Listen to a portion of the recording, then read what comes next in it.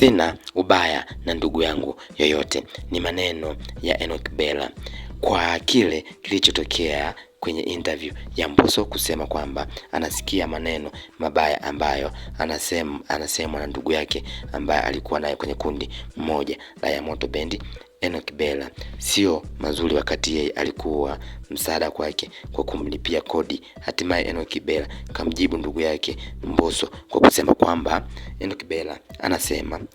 sikuwa naelewa chochote toka kupambazuke siku ya leo, lakini kuangalia na hili lililonifikia nimeweza kugundua kwa kile kinachoendelea bado kufuatilia sana, isiwe mwanzo wa chuki na kuwapa wengine faida, haswa kwa wanaoshabikia kazi zetu. Na pia kwa msiofahamu, mimi sina ubaya na ndugu yangu yeyote wa ya Moto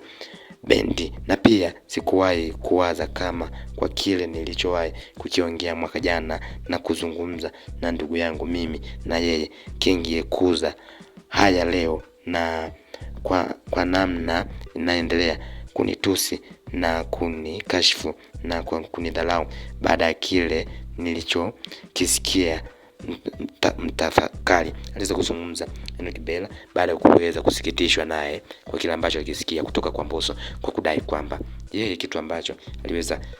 analalamikia Mbosso ni kile ambacho aliweza kuzungumza mwaka jana, baada ya kudai kwamba management ya Mbosso inamzuia Mbosso kuweza kufanya kazi kutokana na mikataba ambayo ameingia, na ndipo ambapo Mbosso akaweza kufunguka kwa kudai kwamba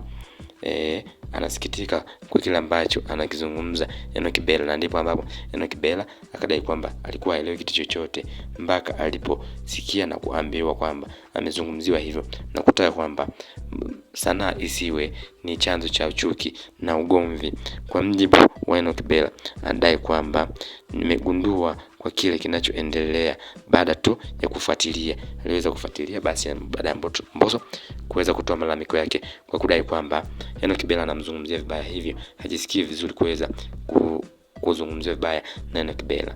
Ikumbuke kwamba Enock Bella pamoja na Mbosso Khan wote walikuwa kwenye kundi moja la ya Moto Bendi ambao lilikuwa linaunganisha vijana wanne ambao walikuwa wanafanya vizuri zaidi, ambapo katika vijana mmoja alikuwa ni Aslay, lakini mwingine akawa ni Beka Flavor, watatu akawa ni Mbosso, na wanne akawa Enock Bella. Na baadaye kundi hilo liliweza kusambaratika na kila mmoja akawa na management ya kwake, kwa mjibu wa Mbosso ambaye management yake iliweza kumzuia baadhi ya vitu asivifanye, na ndio maana akawa ni ngumu kufanya ngoma au kukutana mara kwa mara na Enock Bella, na ndio maana Enock Bella aliweza kulalamika, lakini Mbosso ameliibua tena.